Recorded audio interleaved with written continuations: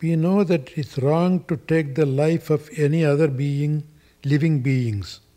Yet, we live with mosquitoes, cockroaches, who threaten our safety and health. Is it all right to dispatch a cockroach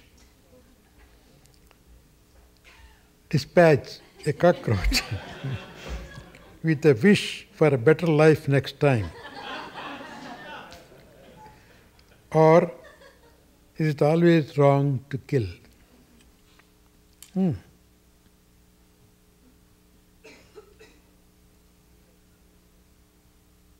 What do you like to do?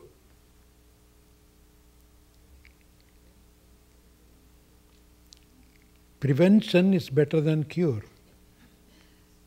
You don't have to kill them if you don't encourage them to come to your life. Cockroaches just don't appear themselves unless you keep your kitchen dirty. They also have to come and live. They have to have something to eat. So if you see cockroaches, that means you are not keeping the things clean. They are telling you that. They come to tell you, please keep your kitchen clean.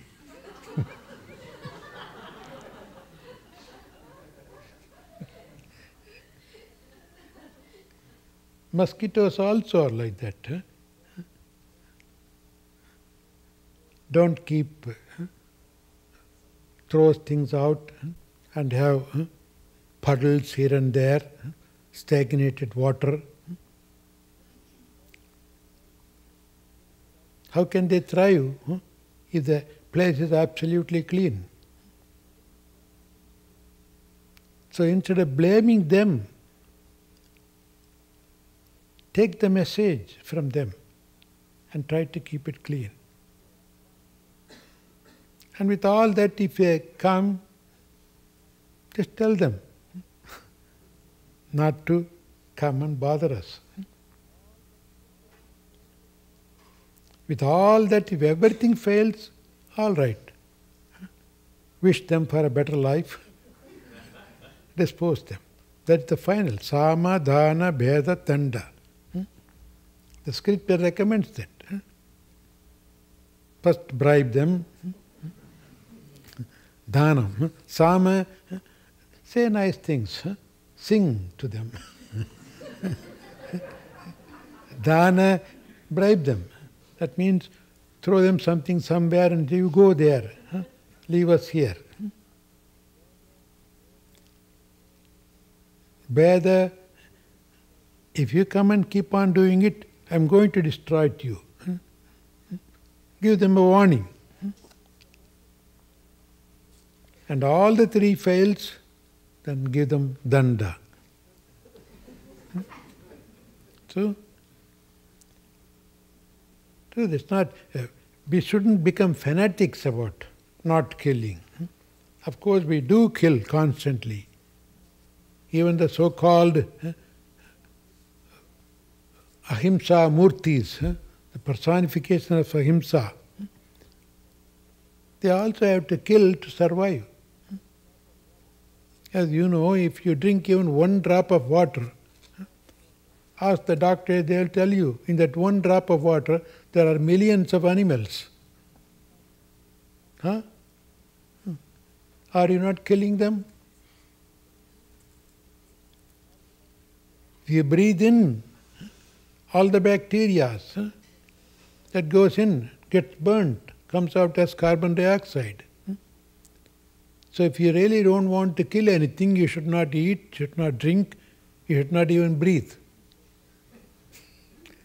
That means kill yourself. So there is a limitation for everything. We shouldn't go to the extremes. Consciously we should not hurt. That's why it's called ahimsa, not non-killing, non-violence. Ahimsa paramo dharmaha. Non-violence is the supreme dharma. That means do not cause violence.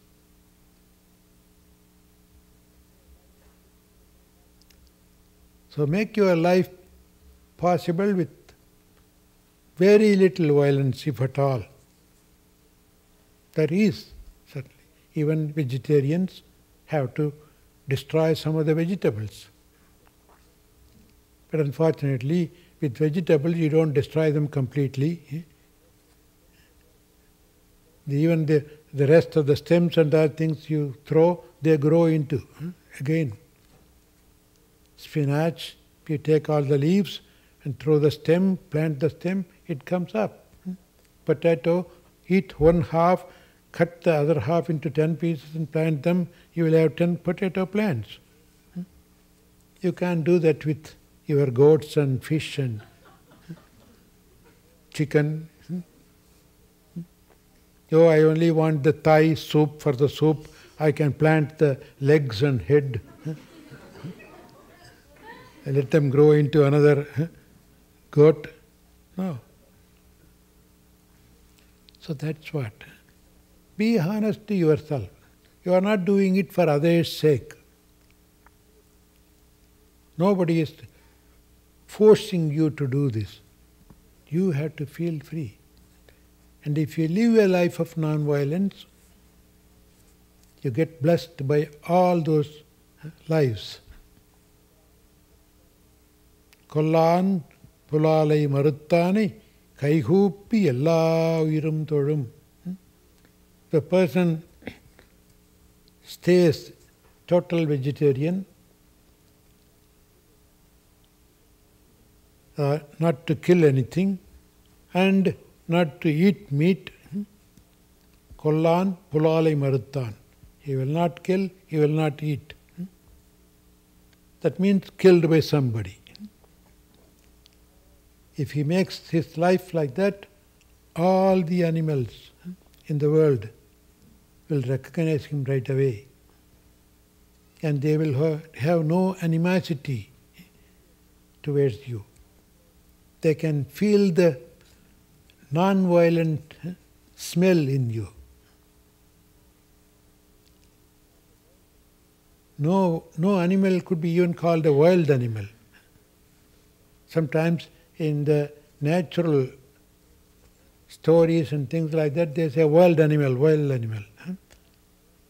I even don't like to call them wild animal.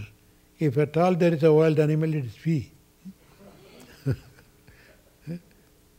We are the people who do wild things. Like killer whale. See? We kill the whale and we call the whale killer whale.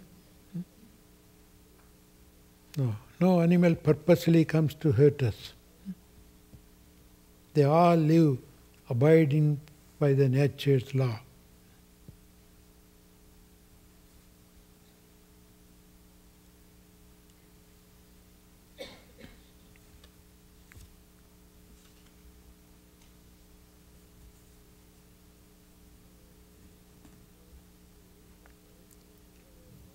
Beloved Gurudev, does everyone have a guardian angel? What exactly do the angels do? Because it would appear that some don't do too good a job.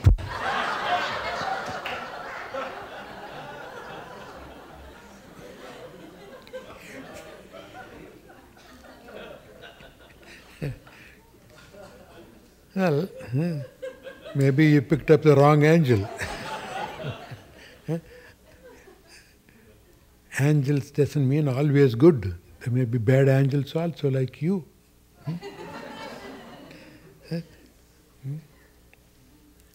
And you are bad, you attract bad angel. Yeah, birds of the same feather flock together. If you are a good angel, no bad angel will come to you. No, they don't like you because you are too bad, too good for them.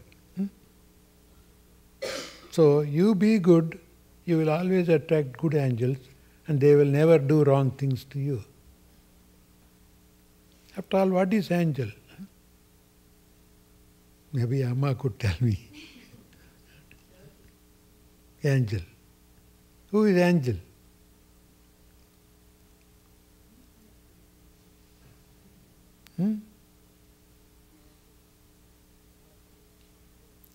All the departed souls, pure, elevated souls, like ascended masters, we say.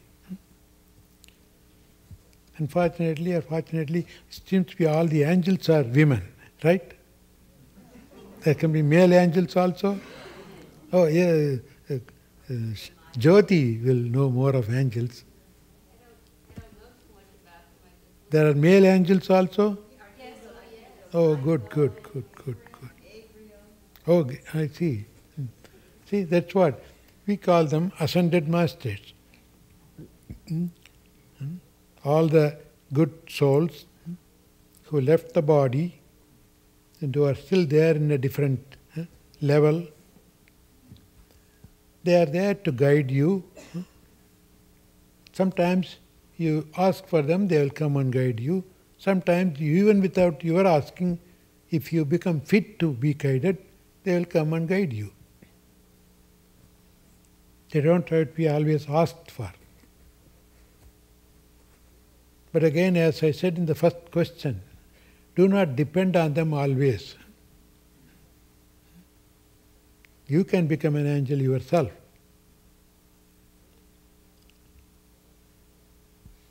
Everything is an angel. Not even departed souls only. Even living beings, living things, animates, inanimate things. A stone could be an angel. A tree could be an angel. Where do you want to go and see good angels? Take an apple tree. What a great angel she is. Even you chop their plants, limbs, they give you fruits. Do you want to go and see a better angel anywhere? Learn lessons from them. The coconut palm, for example, you pour all the dirty water there and it gives you celestial, pure, tender coconut water from above.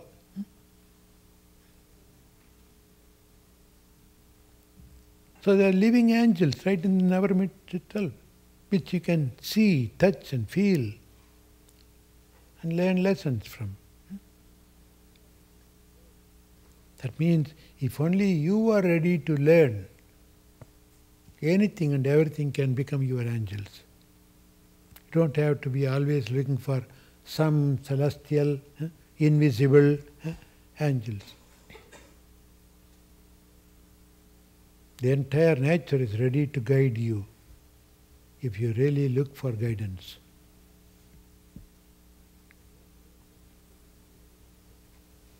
So don't blame them if they don't do a good job.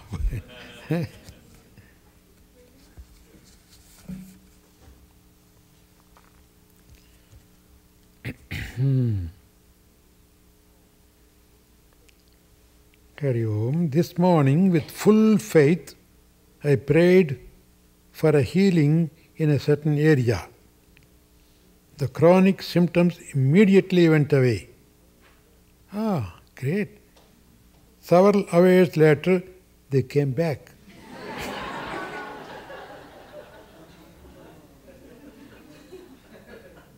The simple reason is they wanted you to pray more. That's what. If they go away, you stop praying. See? Huh? See, they are there to make you pray.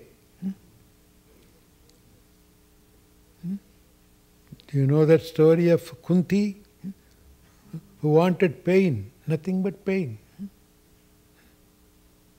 In her life, she wanted continuous pain. Krishna asked, why? Why are you asking for pain? You had enough pain all these years.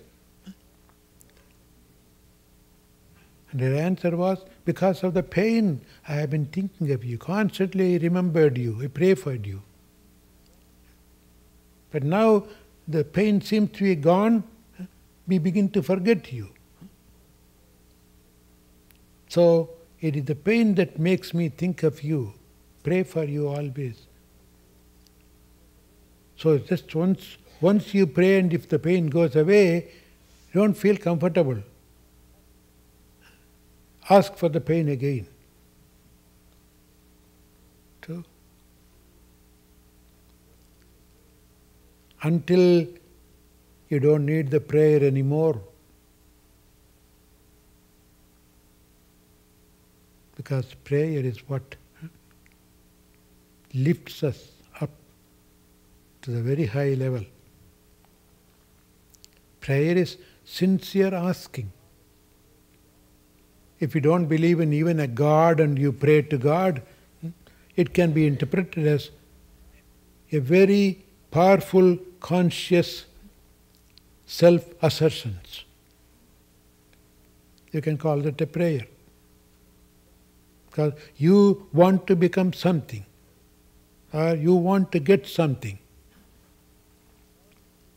You think deeply, powerfully, forcefully, you will get it. If you don't get it, you haven't thought deeply. Prayer is that fervent prayer. If you call it Bhakti Yoga, there is a God, you pray to God. And the God gives you, right? So what kind of God is that only when you pray He gives you?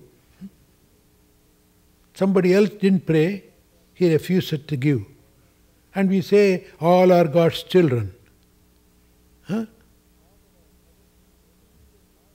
Should the father or mother give only when the children come and pray them? Samantha Swamigal says, Paal ninaindu uttum thayilum saraparindu. He says, even if I forget to ask you the milk, you feed me with the milk. If God is our father and mother, we don't have to go and ask Him, give me this, give me that. What kind of father or mother is that? He knows what we need. He gives always what we need. That means He is there.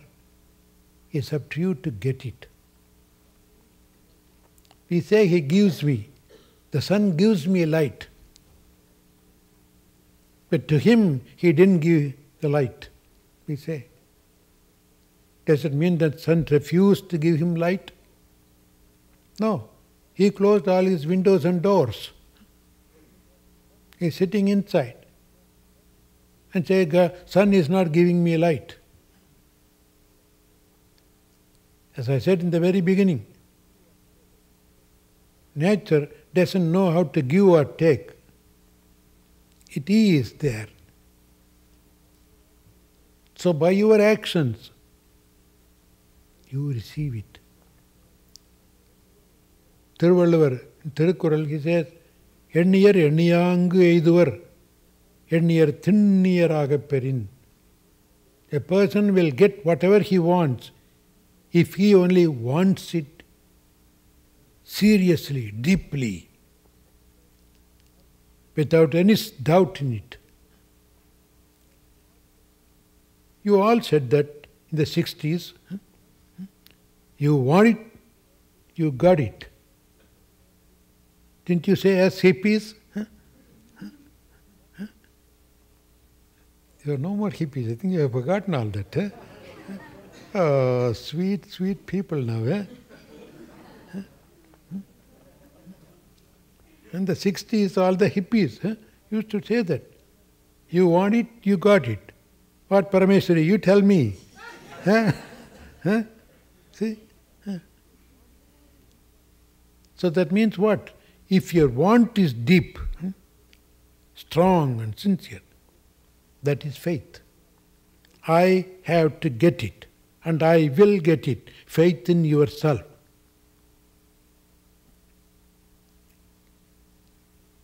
That is God. After all, what is God, God, God, God? Your own faith is God. Nambinavanukku Nadarajan, Nambadavanukku Yamarajan. He says, if you trust in him, he is Nataraja to you. If you don't trust, he is Yamaraja. Yamaraja means the king of death. So who makes Nataraja or Yamaraja? You. Your Nambikke, your faith. That's what the scriptures all say. Have faith, faith, faith, faith.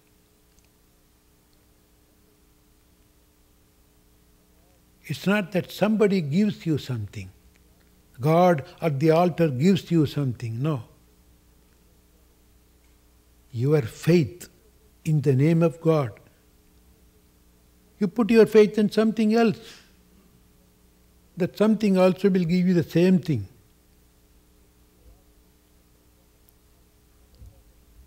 How often we put a faith on a sort of egg-shaped stone. We call it Shivalinga. You call it because you have faith in that. When you faithfully see that as Shivalinga, it gives you everything. When you don't have faith, it's just a stone.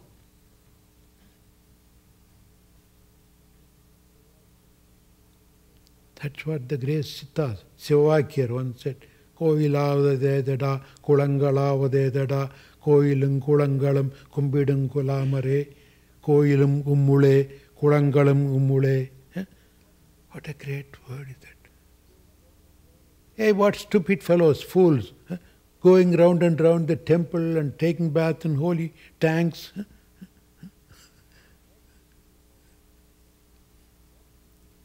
Where do you see the koil and temple and tank? It's all inside you, he says. Because you have faith. You think that if I take a bath in the holy tank, holy water, it will heal me. It heals you.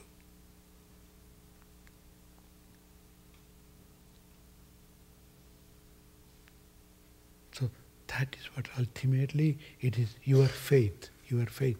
An ounce of faith can move tons of mountains.